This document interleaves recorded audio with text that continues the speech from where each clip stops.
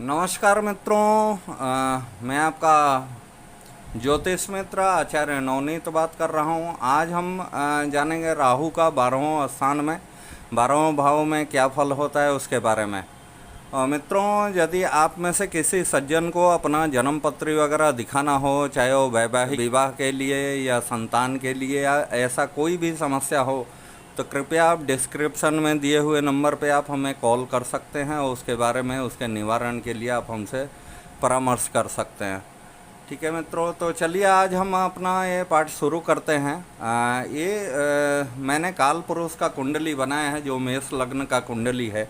अभी इसमें राहु प्रथम भाव में बैठा हुआ है। जब भी राहु प्रथम घर में बैठते हैं तो ऐसा इंसान के जन्मपत्री में जहाँ भी सूर्य होगा वो वहाँ के लिए ग्रहण का योग बना देता है राहु। जैसा मानिए कि राहु ये लग्न में बैठा हुआ है, चतुर्थ भाव में आपका सूर्य है, तो उसको चतुर्थ भाव का ग्रहण का योग माना जाएगा। ठीक है मित्रों, तो सेम लाइक दैट यदि आपका राहु यदि यही धन भाव में बैठे, ये राहु यदि आपके धन भाव में बैठता है तो ये राहु आपको एक ना एक समय जरूर आपके ज़िंदगी में आएगा जब आपको बुरी तरह से कर्ज में डुबो देगा, और वो कर्ज का मात्रा बहुत ही बड़ा होता है।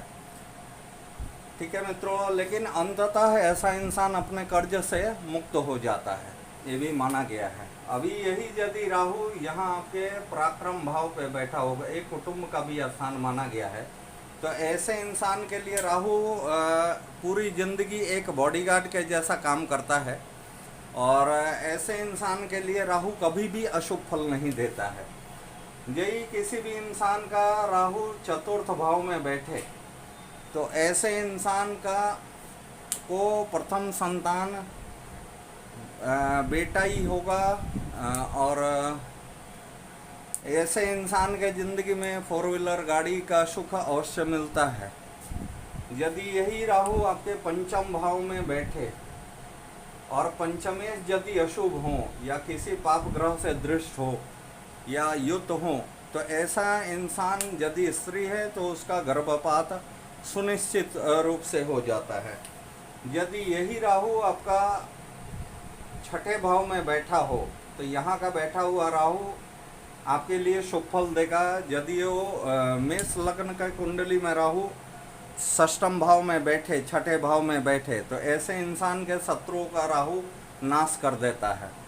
यदि यही राहु आपके सप्तम भाव में बैठे तो ऐसे इंसान का राहु बैठने से उस इंसान को कभी भी भीड़ भाड़ वाले स्थान पे जाने पे ऐसा डर और घबराहट सब महसूस होता है, और ऐसे इंसान का पत्नी से कभी कभार अनबन हो जाता है।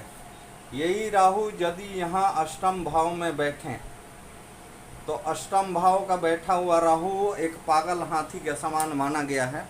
ऐसे इंसान को जब भी ज्वर का बीमारी पकड़ता है तो वैसे इंसान का ज्वर का टेम्परेचर जैसा 98, 99, 100, 1, 2, 3, 4 बहुत ही कम समय में उसका टेम्परेचर बहुत ज़्यादा हाई हो जाता है।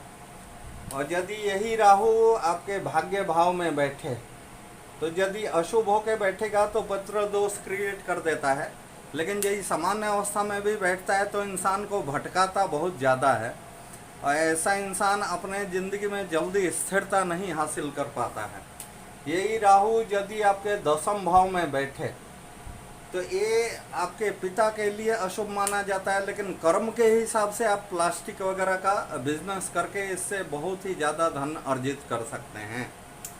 यही राहु यदि आपके एकादश भाव, ये इनकम का घर है, ये स्थान जो होता है ये इनकम का घर है, आय का स्थान है, तो यहाँ बैठा हुआ राहु आपको एक अनिश्चित टाइप का इनकम देता है। माने आपको पहले से कोई भी पता नहीं रहेगा कि आज कहीं से पैसा आने वाला है, और कहीं ना कहीं से एक बैग पैसा ये दिलाता है, धन का आगमन करा देता है, और वो अमाउंट बड़ा होता है। और यही राहु यदि आपके 12वें भाव में बैठे तो ये राहु 12वें भाव का बैठा हुआ राहु बहुत ही अशुभ फल देता है। ऐसा इंसान का वृद्धावस्था में जो याददाश्त है वो पूर्णतः छिन्न हो जाता है। ठीक है मित्रों, ये राहु के बारे में जाने हैं। अब इसके बाद हम केतु के बारे में जानेंगे। तो डिस्क्रिप्शन में दिया हुआ नंबर है, आप उस पर कॉल करके या व्हाट्सअप करके आप हमसे बात कर सकते हैं। चैनल को लाइक कीजिए, सब्सक्राइब कीजिए और अपने दोस्तों को शेयर कीजिए। तत्काल इस वीडियो में बस इतना ही। आपका ज्योतिष मित्र आपसे विदा लेता हूँ। नमस्कार।